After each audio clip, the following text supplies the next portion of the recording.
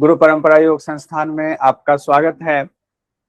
हम लोग आज यूनिट 1 में भारतीय दर्शन देखने जा रहे हैं। भारतीय दर्शन के बारे में पहले सामान्य परिचय लेंगे हम लोग, और सामान्य परिचय के बाद फिर हम लोग एक एक दर्शन को जो हमारे सिलेबस में है उस अकॉर्डिंग हम देखने की कोशिश करेंगे।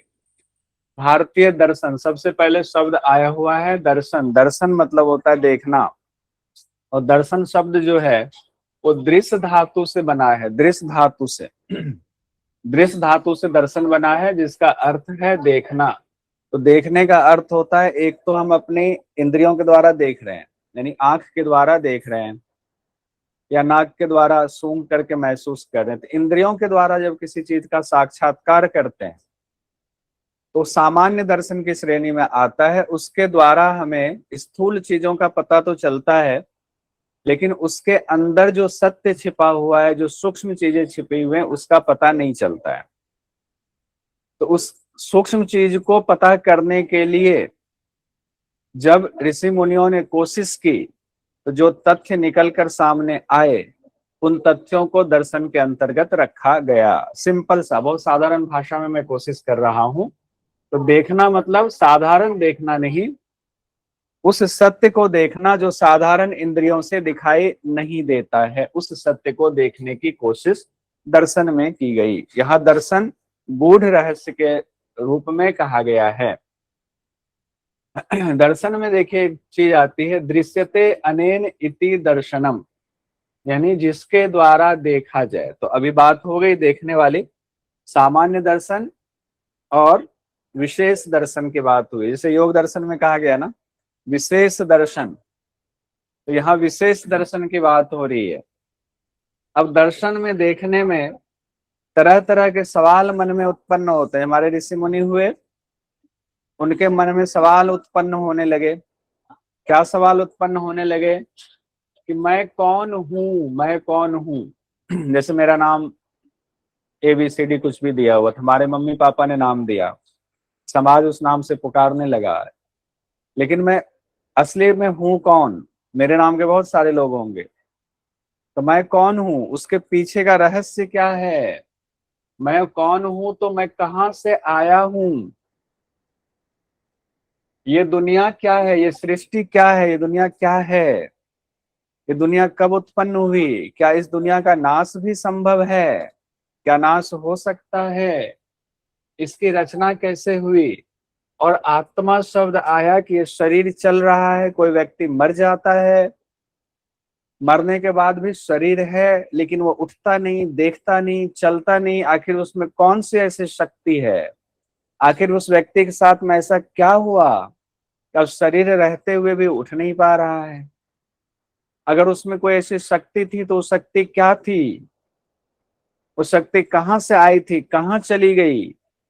ये तरह तरह के सवाल ऐसे थे जो सामान्य इंद्रियों से दिखाई नहीं देते हैं। और उसके बाद ब्रह्म शब्द आता है। ब्रह्म मतलब क्या? कोई सुप्रीम पावर है जो कभी बारिश करा देता है, कभी बहुत तेज तूफान ला देता है, कभी प्रचंड गर्मी करा देता है। क्या उसके पीछे भी कोई ऐसी सत्ता है, कोई ऐसी एनर्जी है? ये तमाम सवाल मन में जब उत्पन्न होने लगे, इन तमाम सवालों के जवाब ढूंढे जाने लगे, और ऋषि मुनियों ने ध्यान के द्वारा इन तमाम सवालों के जवाब दिए हुए हैं। कहाँ दिए हुए हैं? भारतीय सभ्यता संस्कृति के हिसाब से देखें तो वेद में दिए हुए हैं। कहाँ दिए हुए हैं? वेद में। वेद में भी कहाँ पर? मूल रूप से वेद में ऋग्वेद को माना जाता है भारतीय दर्शन का मूल स्रोत माना जाता है। मूल और मुख्य स्रोत किसको माना जाता है?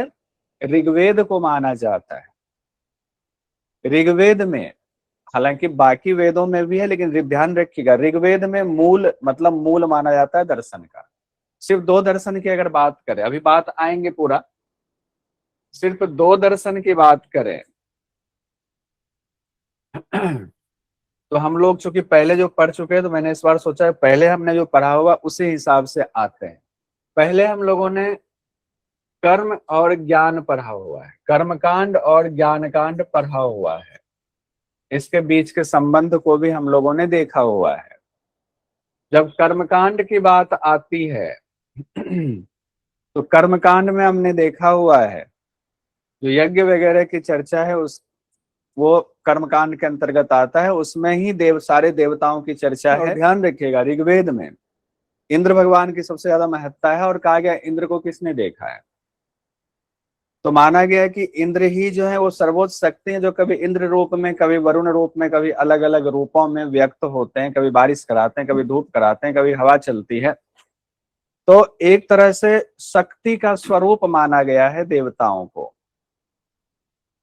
तो ये जो कर्म की चर्चा है, कर्मकांड जो हम कहते हैं, जिसके लिए कि ब्राह्मण ग्रंथ हम लोगों ने देखा हुआ, तो ब्राह्मण ग्रंथ में कर्मकांड की चर्चा है।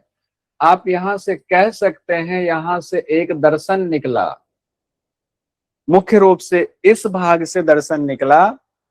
उस दर्शन का नाम हुआ मीमांसा दर्शन। मीमांसा दर्शन जब हम लोग आगे पढ़ेंगे, बस अभी ऐसे समझने के लिए रखिए। मीमांसा दर्शन नाम हुआ, जिसका दूसरा नाम भी है पूर्व मीमांसा। पूर्व मीमांसा। और उसी से जब आगे मामला बढ़ा, जब इसी पर और विचार विमर्श शुरू हुआ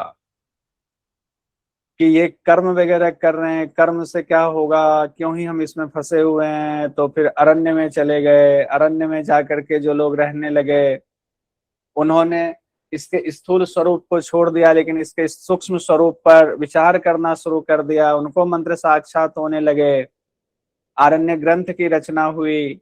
आरण्य ग्रंथ इसी का अंतिम भाग हुआ। और आरण्य ग्रंथ से ही फिर जो है वहीं से ज्ञान कांड शुरू हो गया।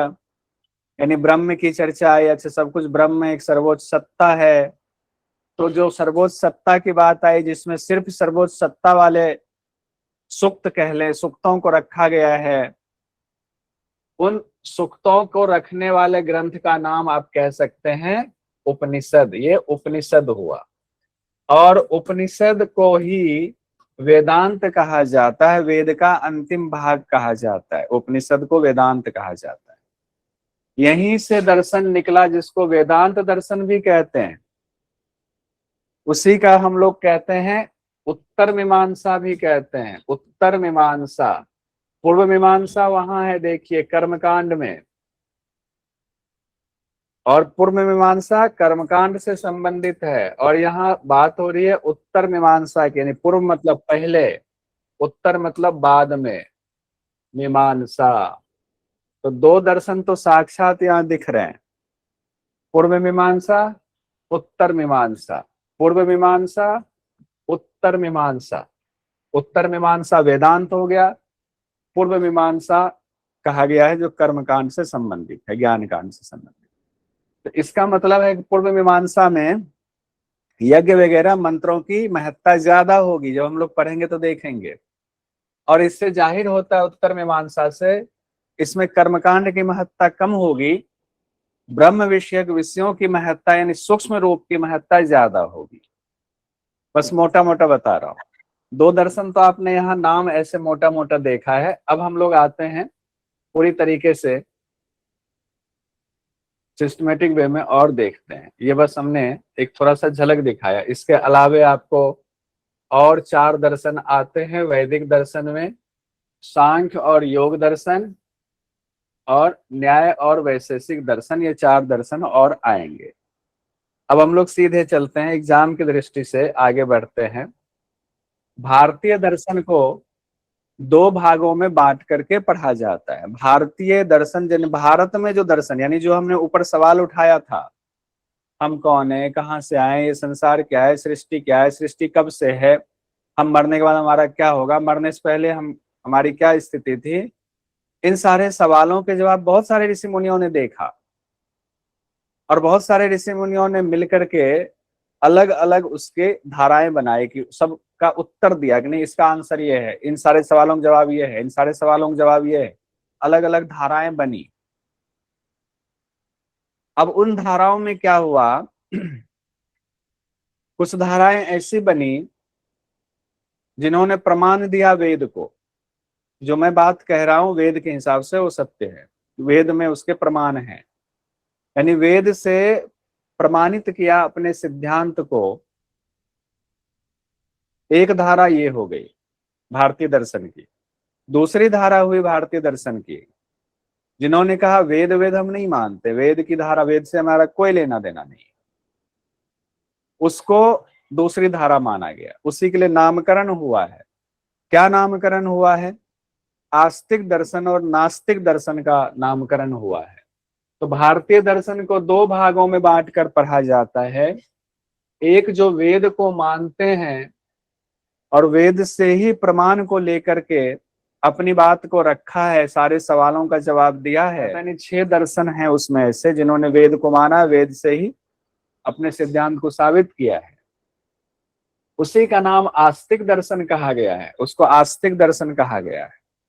और दूसरा वो हुए जो वेद को नहीं मानते हैं, उसको नास्तिक दर्शन कहा गया है। तो आस्तिक और नास्तिक का मतलब यहाँ भगवान को मानने, भगवान को नहीं मानने से नहीं है।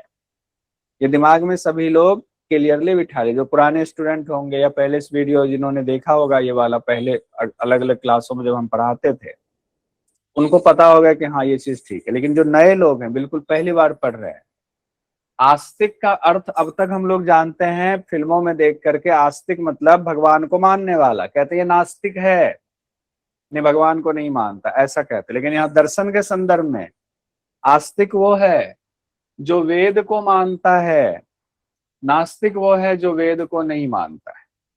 सीधा और सिंपल दर्शन में यही, आस्तिक दर्शन और नास्तिक दर्शन। अगर हम ये नहीं मानेंगे सारा मामला हमारा गलत हो जाएगा। यानी दर्शन के दो धारा हो गई दर्शन की, एक धारा आस्तिक दर्शन, दूसरी धारा नास्तिक दर्शन। आस्तिक दर्शन में हो गए 6, इसीलिए आस्तिक दर्शन में 6 हो गए।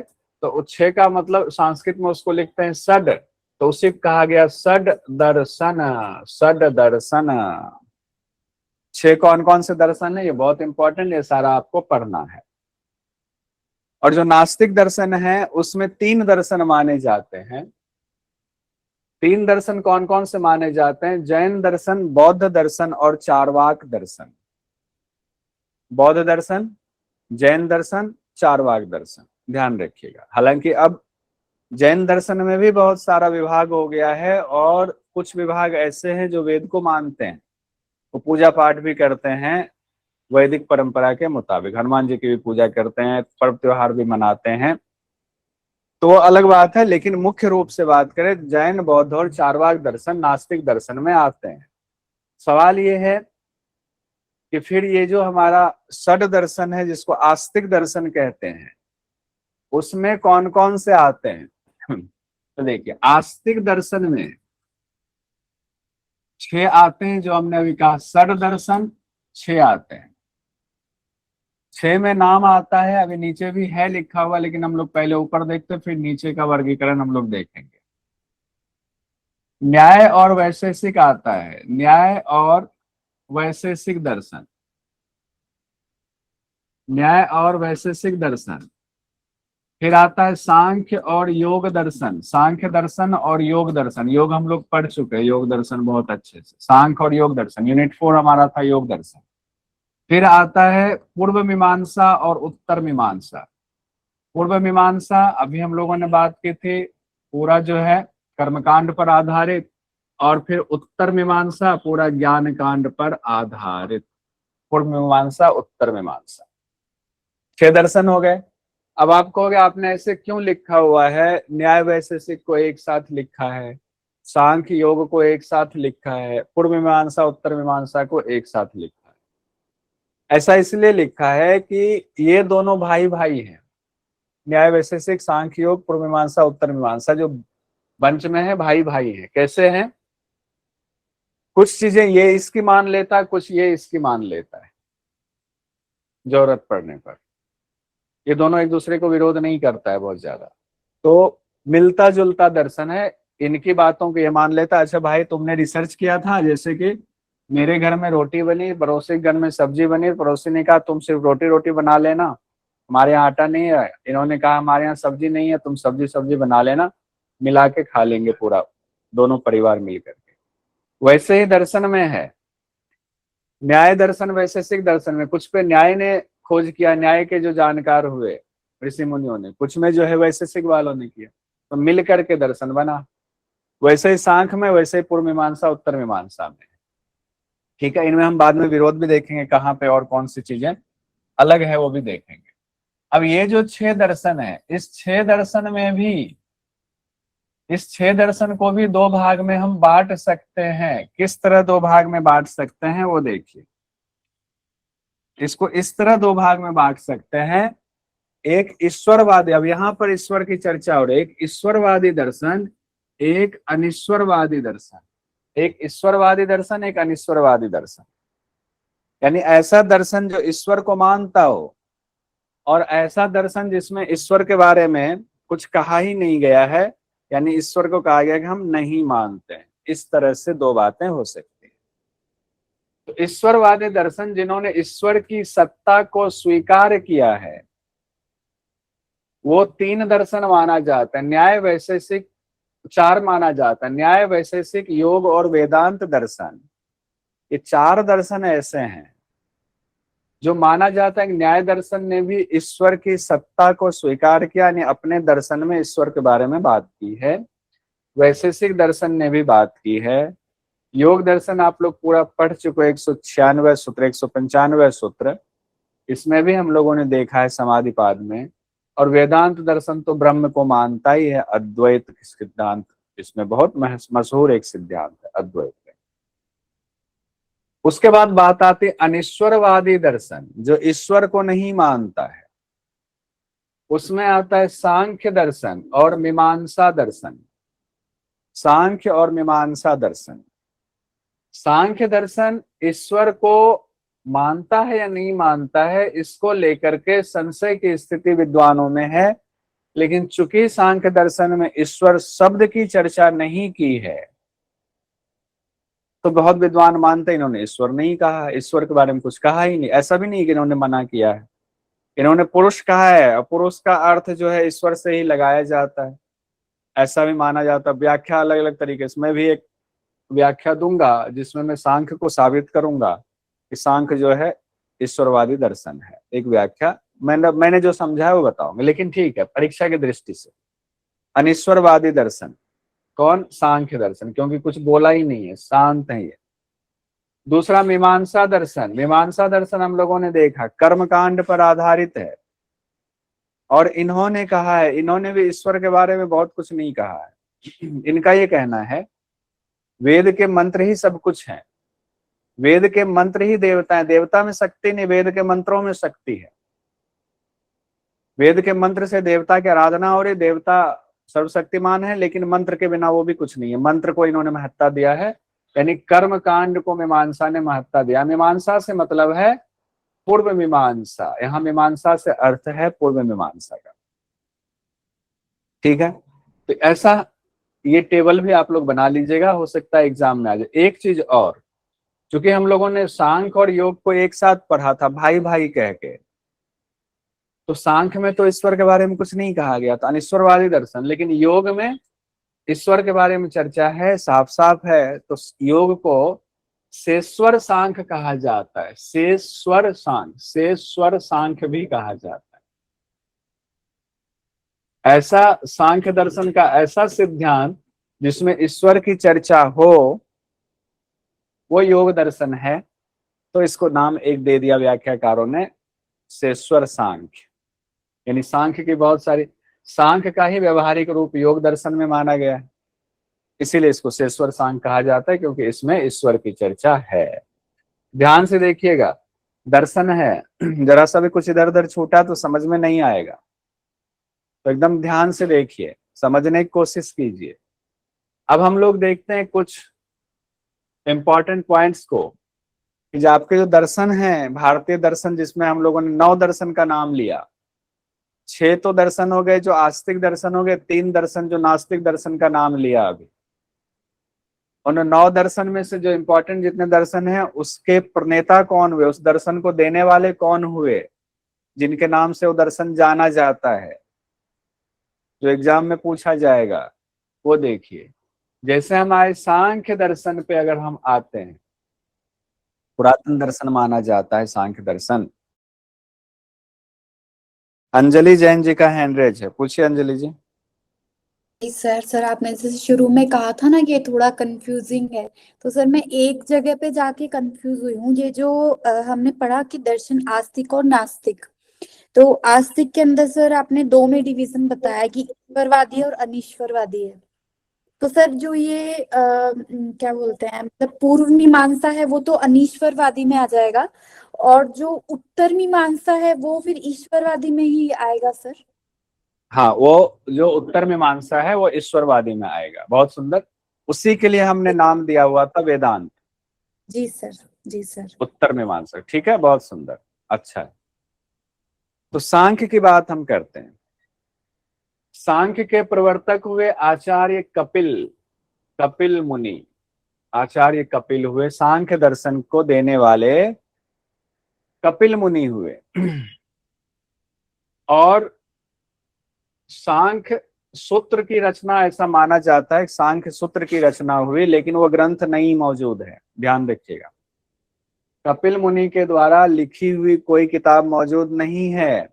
अगर कहीं ग्रंथ में ऐसा लिखा आपको मिलता है कि सांख्य सूत्र में ऐसा कहा गया है जिसकी रचना आचार्य कपिल ने की है, तो मानिएगा कि वो तो ग्रंथ ऐसा है ही नहीं कहीं।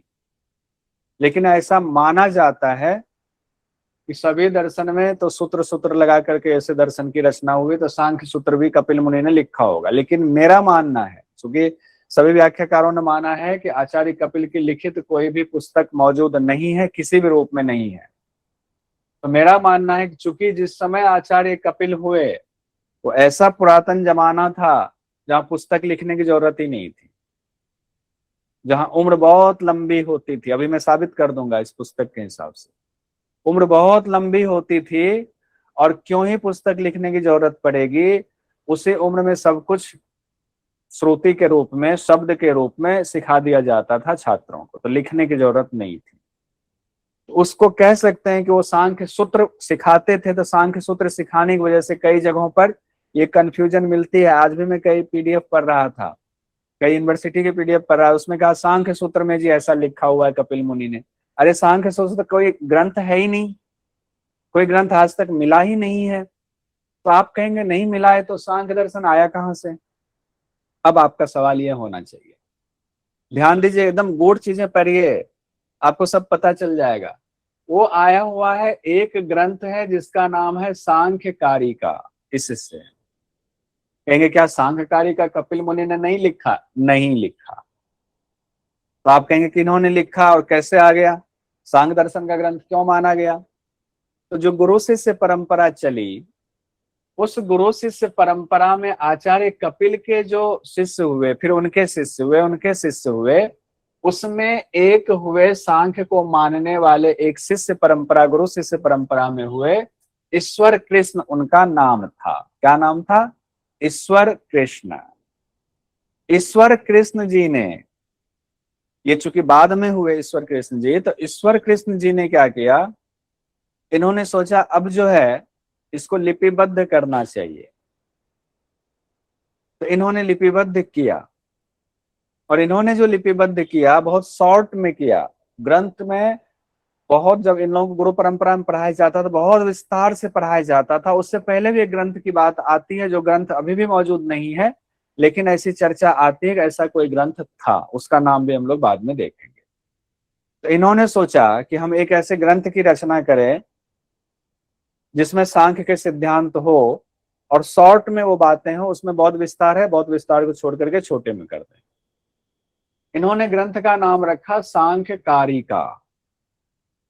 कारिका यानी सूत्र की जगह इन्होंने कारिका में सबको समेटा, यानी सूत्र ही है वो, कारिका के रूप में है। ठीक है, तो उस ग्रंथ का नाम हुआ सांख्य कारिका। अगर एग्जाम में आ जाए, एग्जाम के पॉइंट ऑफ व्यू से, सांख्य कारिका के लेखक कौन है? ईश्वर कृष्ण। सांख्य कारिका के लेखक कौन है? ईश्वर कृष्ण है। ठीक है, आइए अब सांख्य में यहाँ पर ये वाला पॉइंट अभी मेरे ख्याल से छोड़ देते हैं, पहले ये देख लेते हैं, फिर इस पर आएंगे। नहीं तो एक साथ ये देखेंगे ना तो ये शब्द ऐसे हैं, नए लोगों को दिक्कत होगी, पुराने लोग तो फटाफट निकलते चले जाएंगे। सांख्य का हमने कहा, सांख्य के बाद दूसरा दर्शन हमने कहा योग दर्शन एक है। वैसे बहुत जगहों पर आपको पहले न्याय वैशेषिक मिलता है, फिर सांख्य योग मिलता है। मैंने पहले सांख्य और योग को रखा हुआ है। अब बहुत जगहों पर सांख्य और योग ही पहले मिलता है आपको, भारतीय दर्शन में पढ़ेंगे। योग दर्शन पढ़ चुके हैं यूजीसी नेट के सिलेबस में, योग विषय में चतुर्थ यूनिट आपका है। महर्षि पतंजलि इनके प्रणेता है। कौन है? महर्षि पतंजलि। कपिल जी के बारे में अभी आगे बात करेंगे हम लोग, महर्षि कपिल जी के बारे में। महर्षि पतंजलि जी, भगवान पतंजलि जी, जो योग दर्शन को मानते हैं, योग करने वाले भगवान कहते हैं। महर्षि पतंजलि जी, इन्होंने ग्रंथ की रचना की, योग सूत्र। अब इनकी लिखित भी कोई पुस्तक मौजूद नहीं है। महर्षि पतंजलि की लिखित कोई पुस्तक मौजूद नहीं है, ध्यान रखिएगा। अब पुस्तक नहीं है तो कैसे पता, कैसे 195 सूत्र हम पढ़ते हैं?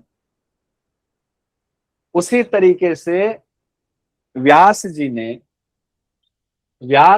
व्यास भाष्य लिखा, व्यास भाष्य लिखा।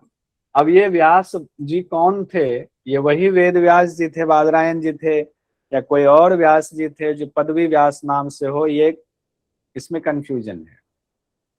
एक ग्रंथ आया व्यास भाष्य, जिसमें 195 सूत्र दिया गया, 195 सूत्र लिखा, और उसमें कहा गया कि ये योग दर्शन है और ये महर्षि पतंजलि के द्वारा दिया हुआ 195 सूत्र है। मैं उसी की व्याख्या कर रहा हूं कि महर्षि पतंजलि जी क्या कहना चाह रहे हैं। तो महर्षि पतंजलि जी द्वारा लिखित पुस्तक नहीं मिली, लेकिन व्यास भाष्य मिला, जिससे साबित हो गया महर्षि पतंजलि जी ने 195 सूत्र दिया। और फिर तो इसका मतलब पहला जो ग्रंथ हो गया वो व्यास भाष्य हो गया योग दर्शन पर।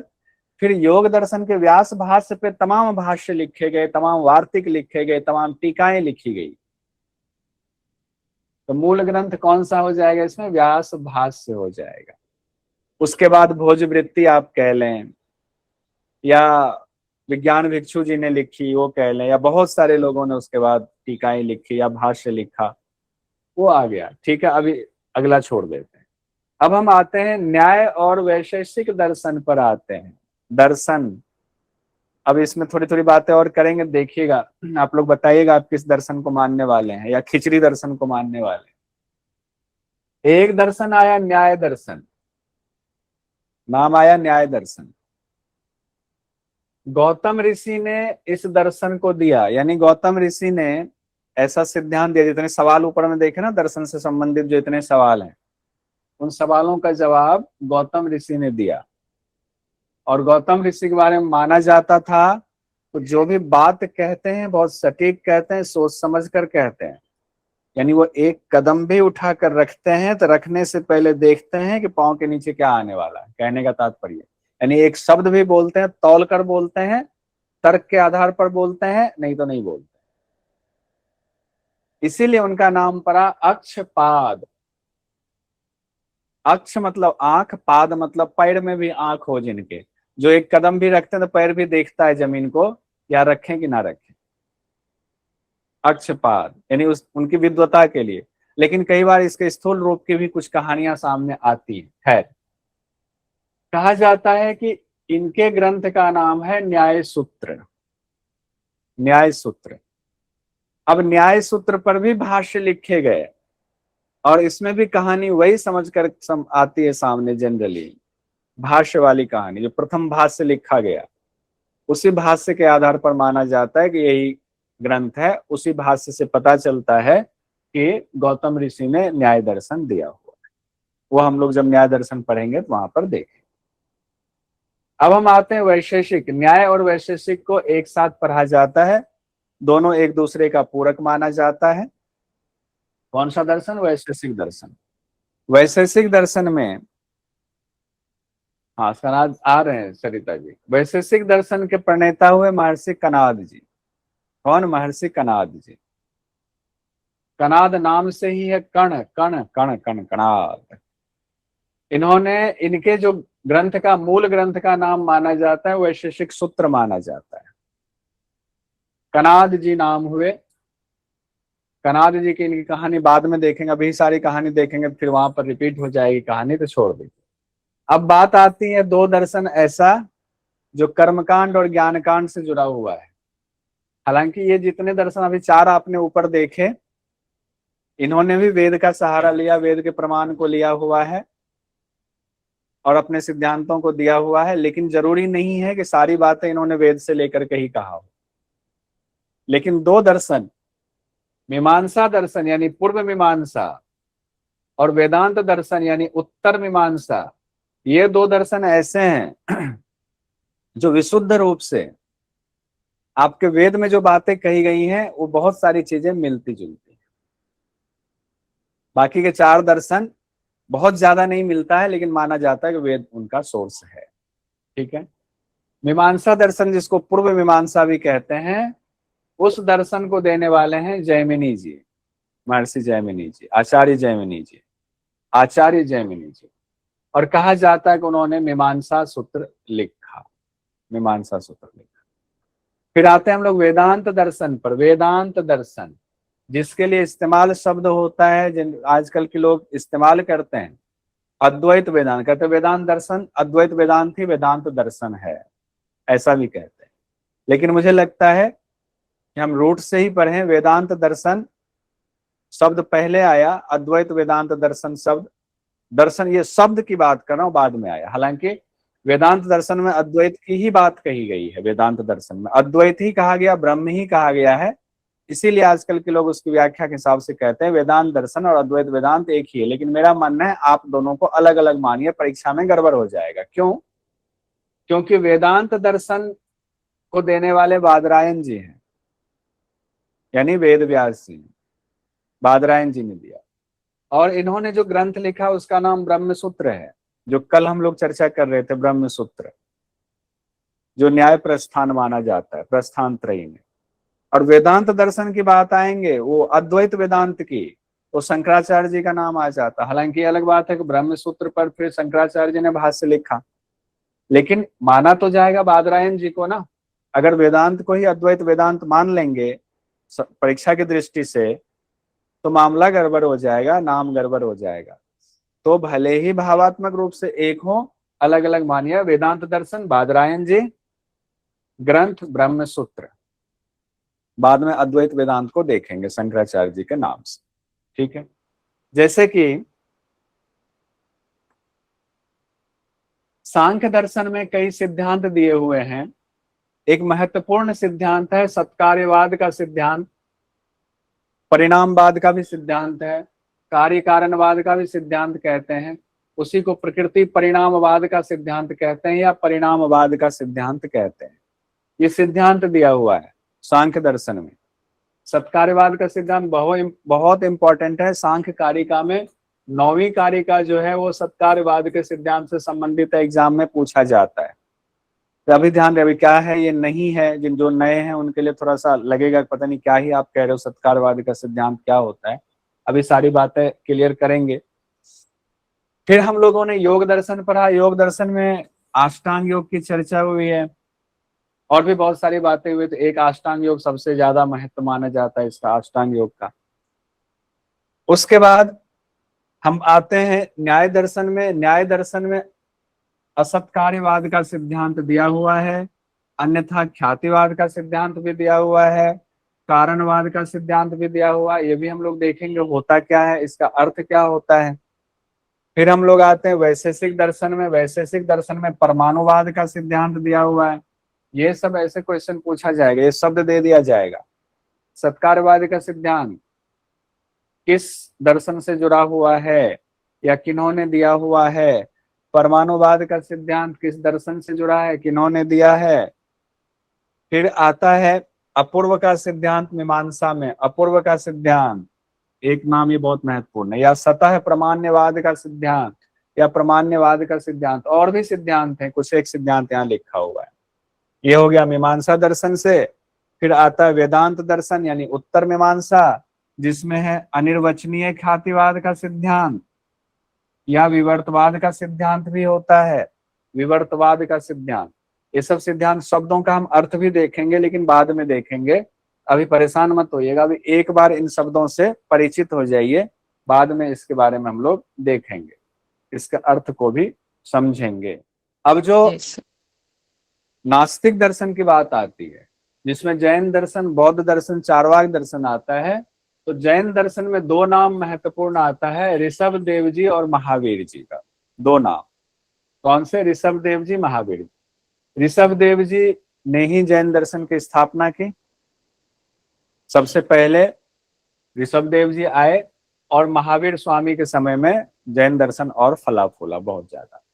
ठीक है, तीर्थंकर हैं दोनों, तीर्थंकर, प्रथम तीर्थंकर और अंतिम तीर्थंकर आप इनको कहिए। तो दोनों नाम आपने लिखना है, लेकिन जैन दर्शन में अगर बात आए तो ऋषभ देव जी को ही टिक लगाएंगे। जैन दर्शन के प्रवर्तक कौन है? ऋषभ देव जी। अगर ऋषभ देव जी ऑप्शन में नहीं है तब महावीर स्वामी जी है, तो इनको टिक लगाइएगा।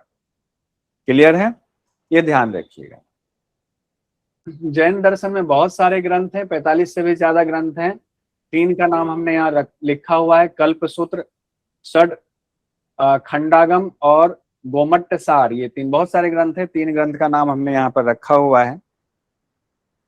इसमें जो सबसे प्रमुख जो सिद्धांत है वो स्यादवाद है और दूसरा अनेकांतवाद है। ये ध्यान रखिएगा, स्यादवाद और अनेकांतवाद का सिद्धांत बहुत मशहूर सिद्धांत है, और स्यादवाद का ऐसा सुंदर सिद्धांत है कि आज भी अगर इस सिद्धांत को आप बोलें तो आपका मन प्रसन्न हो जाता है, और अगर इस सिद्धांत को मान लेंगे तो आपका माइंड खुल जाएगा स्यादवाद के सिद्धांत को। फिर आप अड़ेंगे भिड़ेंगे नहीं, किसी के बात का आपको बुरा भी नहीं लगेगा। स्यादवाद का सिद्धांत इतना सुंदर सिद्धांत है। फिर आते हैं हम लोग बौद्ध दर्शन पर। बौद्ध दर्शन, गौतम बुद्ध ने हालांकि कोई ग्रंथ नहीं लिखा, गौतम बुद्ध ने कोई धर्म नहीं चलाया, एक परंपरा चलाई कि हमारा ये रहन सहन है, ऐसे रहा जाए, और अपने शिष्यों को बताते थे कैसे रहना है, कैसे जीवन जीना है। जब गौतम बुद्ध नहीं रहे तो उनके जो निकटस्थ शिष्य थे और उनके जो मानने वाले थे, सबने बौद्ध संगीति की, और उसके बाद ये तय हुआ कि बुद्ध के विचारों को संकलित किया जाए, तो त्रिपिटक में संकलित किया जाने लगा, और त्रिपिटक भी धीरे धीरे बना, तैयार हुआ। त्रिपिटक यानी कि 3 ग्रंथ उसमें आते हैं, विनय पिटक, सुत्त पिटक और अभिधम्म पिटक।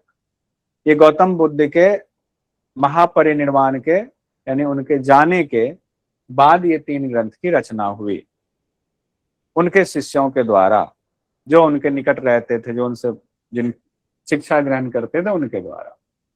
ये अभी छोड़ देते हैं शून्यवाद वाला।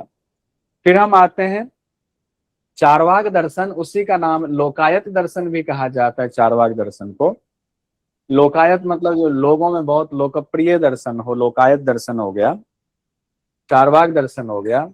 माना जाता है बृहस्पति जी को इस दर्शन के प्रणेता हैं, ऐसा माना जाता है। हालांकि इस दर्शन के बहुत ग्रंथ मौजूद कुछ है नहीं, एक ग्रंथ में थोड़ी बहुत चर्चा है, तत्व पल्लव सिंह में। इस ग्रंथ के बारे में और ज्यादा जानकारी नहीं है चारवाक दर्शन के बारे में। इसका एक सिद्धांत है स्वभाववाद का सिद्धांत, और लोकायत दर्शन इसलिए कहा गया कि ये जो दिख रहा है इंद्रिय जनित विषय सिर्फ उसी को मानता था, बाकी इधर उधर की बात, ऐसा होगा, स्वर्ग होगा, ये होगा, वो होगा, इस किसी चीज को नहीं मानते। अब तो सब कुछ यही है, जो है सब यही है। तो ये सिर्फ जो है लोगों में इतना लोकप्रिय हो गया, इनके दर्शन को बहुत ज्यादा हम नहीं अभी चर्चा करेंगे, एग्जाम से रिलेटेड कुछ खास इसमें नहीं है, उसको छोड़ेंगे। एक पंचख्याति शब्द भी आता है, तो सिर्फ इस शब्द को देख लीजिए और एग्जाम के दृष्टि से पंचख्याति शब्द लिख लीजिए। पंचख्याति शब्द आता है दर्शन के संदर्भ में, जिसमें आत्मख्यातिवाद, असत्य ख्यातिवाद, अख्यातिवाद, अन्यथा ख्यातिवाद और अनिर्वचनीय ख्यातिवाद, 5 चीजों को रखा गया है पंचख्याति में। ये 5 चीजें हाईलाइट कर लीजिएगा अपने नोट्स में, नोट्स आपको दिया हुआ है, उसमें हाईलाइट कर लीजिएगा। हो सकता है अगर आ जाए तो पंचख्याति से ये चीजें हम देख सकते हैं। आइए अब हम लोग सांख्य दर्शन को पढ़ेंगे। सांख्य दर्शन, अभी हम लोग सांख्य दर्शन को थोड़ा सा परिचय देखेंगे, और कल हम लोग सांख्य दर्शन को अच्छे से डिटेल में पढ़ेंगे। तो कल तैयार रहिएगा, एक बार नोट्स पढ़कर आइएगा कल सांख्य दर्शन का, ताकि आपको समझने में आसानी हो। जो चीज नहीं समझ में आया उसको हम लोग कल डिस्कस करेंगे, तो अभी मोटा मोटा देखिए, जो अभी हमने ऊपर देखा उसका थोड़ा रिवीजन भी होगा। सांख्य दर्शन के प्रवर्तक महर्षि कपिल, कपिल मुनि। प्राचीनतम दर्शन इसको माना जाता है, सांख्य दर्शन को। सांख्य दर्शन में 25 तत्वों की चर्चा है। 25 तत्व। मूल तत्व की चर्चा करें तो दो ही मूल तत्व है, दो मूल तत्व माना गया है। कौन से दो मूल तत्व माने गए हैं? तो एक माना गया है प्रकृति को, और दूसरा माना गया है पुरुष को। प्रकृति और पुरुष, ये दो मूल तत्व हैं, और इन्हीं दो मूल तत्व से बाकी के 23 तत्व आए हुए हैं। 23 और 2 मिलाकर के 25 तत्व होते हैं। अगर माना जाए कि सांख्य के 24 तत्व भी कई बार चर्चा होती है, तो 24 तत्व जब कहा जा रहा है तो इसका मतलब वहां, अच्छा यहाँ हमने प्रकृति प्रकृति दोनों में लिख दिया, यहाँ पुरुष होगा, दूसरा पुरुष होगा। जब कहा जाए 24 तो मान के चलिए कि प्रकृति के 24 तत्व की बात हो रही है, पुरुष को छोड़ करके चर्चा हो रही है। वैसे सांख्य में कुल तत्व 25 हैं। ठीक है, प्रकृति से 23 तत्व निकले टोटल। 23 प्लस मूल प्रकृति 24 हो गया, और एक हो गया आपका पुरुष, तो ये हो गया कुल 25 तत्व हो गया। ठीक है, प्रकृति को इसमें बहुत महत्व दिया गया है। प्रकृति को हमने ऊपर आपसे कहा कि प्रकृति को कहा गया है कि सत्य है, प्रकृति सत्य है। जनरली क्या माना जाता है सत्य और असत में? कि आत्मा सत्य है, प्रकृति असत है। असत मतलब क्या? जो बदल जाता है, जो स्थिर नहीं है। सिंपल सी बात है, जो स्थिर नहीं है वो असत है, जो स्थिर है वो सत्य है। हर तीनों कालों में जो स्थिर है वो सत्य है। लेकिन ध्यान रखिएगा, सांख्य दर्शन पढ़ने जा रहे हैं, यहां कहा गया है प्रकृति सत्य है। प्रकृति को सत्य बताने के लिए ही सत्कार्यवाद का सिद्धांत दिया गया है। प्रकृति को सत्य बताने के लिए ही, स्थिर बताने के लिए ही, हमेशा रहने वाला बताने के लिए ही सत्कार्यवाद का सिद्धांत दिया गया है। ठीक है, अंजलि जी आता हूं। प्रकृति को सगर्भा कहा गया है, यानी कि प्रकृति में सारे तत्व पहले से मौजूद हैं, उसके गर्भ में मौजूद हैं, सूक्ष्म रूप में मौजूद हैं। यानी प्रकृति गर्भ में सब कुछ पहले से मौजूद है, बस प्रकट होना भर बाकी है। क्रिया होते ही सब प्रकट हो जाएगा। सांख्य को द्वैतवादी दर्शन कहा जाता है। द्वैतवाद, द्वैत मतलब दो होता है, द्वैत मतलब होता है दो। दो होता है, दो कौन सा? तो एक प्रकृति एक पुरुष, इसलिए इसको द्वैतवादी दर्शन माना जाता है। दोनों की सत्ता को बराबर स्वीकार करते हैं। दोनों का कहा गया दोनों स्थिर है, दोनों रहता है हमेशा, तो दोनों हमेशा रहने की वजह से इसको द्वैतवादी दर्शन कहा जाता है। जबकि शंकराचार्य जी कहते हैं, अद्वैत का सिद्धांत देते हैं कि द्वैत कुछ है ही नहीं, वो एक ही है। एक ही जो है अनेक अनेक रूपों में भासता है, और जिसका अविद्या का नाश हो गया वो एक स्वरूप हो जाता, ब्रह्म स्वरूप ही हो जाता है। यहां पर ऐसा नहीं कहा गया। सांख्य में ईश्वर के बारे में कोई चर्चा नहीं होने की वजह से ऐसा कहा जाता है कि सांख्य दर्शन अनिश्वरवादी दर्शन है। यानी कि सांख्य में ईश्वर की चर्चा नहीं की गई, तो ईश्वर को नहीं मानता है। लेकिन सच ये है कि सांख्य में ईश्वर के बारे में कुछ नहीं कहा गया, इसका मतलब ईश्वर का खंडन भी नहीं किया गया है, और सांख्य में ईश्वर को स्वीकार भी नहीं किया गया। दोनों ही बातें। तो मौन है सांख्य दर्शन, ईश्वर की जरूरत नहीं पड़ी है ऐसा कहा जाता है। लेकिन कई व्याख्याकार मानते हैं कि सांख्य दर्शन मौन रूप से ईश्वर को मानता है। अब यहाँ पर ये हम लोग कल यहाँ से पढ़ेंगे। अब मैं अपनी व्याख्या बता देता हूँ। सांख्य दर्शन मेरी नजर में ईश्वरवादी दर्शन है। उसकी दो वजह हैं। एक वजह ये है, सांख्य इसलिए ईश्वरवादी दर्शन है कि सांख्य के प्रणेता हैं महर्षि कपिल जी, यानी कपिल मुनि, भगवान कपिल मुनि। उनको भगवान का अवतार माना जाता है। हमारे पुराण में ऐसा लिखा हुआ है। कौन से पुराण में? भागवत पुराण में लिखा हुआ है। भागवत पुराण जब आप पढ़ेंगे तो उसमें उनकी चर्चा है, कपिल मुनि की। उनकी माता का नाम दिया हुआ देवहूति, कर्दम ऋषि के पुत्र थे, भगवान विष्णु का अवतार माना गया है। और उसमें ये बात लिखी हुई है कि कपिल मुनि ने दो सिद्धांत दिया, जिनको जैसा मत हो सिद्धांत के हिसाब से वो मोक्ष की प्राप्ति करें। कौन सा सिद्धांत? एक सिद्धांत तो सांख्य का सिद्धांत दिया जो हम लोग अभी देख रहे हैं। दूसरा सिद्धांत उन्होंने भक्ति का सिद्धांत दिया। भक्ति का सिद्धांत दिया उन्होंने। उन्होंने अपनी माता को ही भक्ति के बारे में बताया, जबकि माना जाता है कि वही कपिल मुनि हैं जो कर्दम ऋषि के पुत्र हैं, देवहूति के पुत्र हैं। अगर उन्होंने ही भक्ति का भी ज्ञान दिया तो भक्ति में तो ईश्वर की ही भक्ति होती है। एक ही व्यक्ति अगर दो सिद्धांत दे रहे हैं, दो रास्ते बता रहे हैं, तो इसका मतलब दोनों रास्ते परस्पर विरोधी तो नहीं हो सकते। एक रास्ते में कुछ अलग चीजें, एक दूसरे रास्ते में कुछ अलग चीजें, जिसका जैसा स्वभाव है उसके हिसाब से उसकी प्राप्ति कर लें। जो पहले एक रास्ते में भक्ति की बात कर रहे हैं, ईश्वर की बात कर रहे हैं, दूसरे रास्ते में वो ईश्वर को नकार नहीं सकते हैं, ऐसा मेरा मानना है। एक तो सिद्धांत की बात ये हो गई मेरी नजर में, मेरी अपनी व्याख्या है। दूसरी बात, योग दर्शन को माना जाता है सांख्य दर्शन का ही व्यवहारिक रूप माना जाता है, और योग दर्शन में ईश्वर की चर्चा विशद रूप से की गई है। अगर ऐसा होता, योग दर्शन सांख्य दर्शन का पूरक नहीं होता, तो योग दर्शन में भी ईश्वर को नहीं माना जाता, लेकिन ऐसा नहीं है।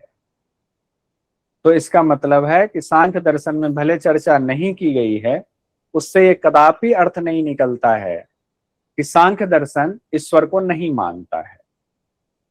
ध्यान रखिए, ठीक है। यहीं पर हम इस क्लास की चर्चा को यहीं संपन्न करेंगे और 2 मिनट का ब्रेक लेकर के अगले टॉपिक पर हम लोग आएंगे।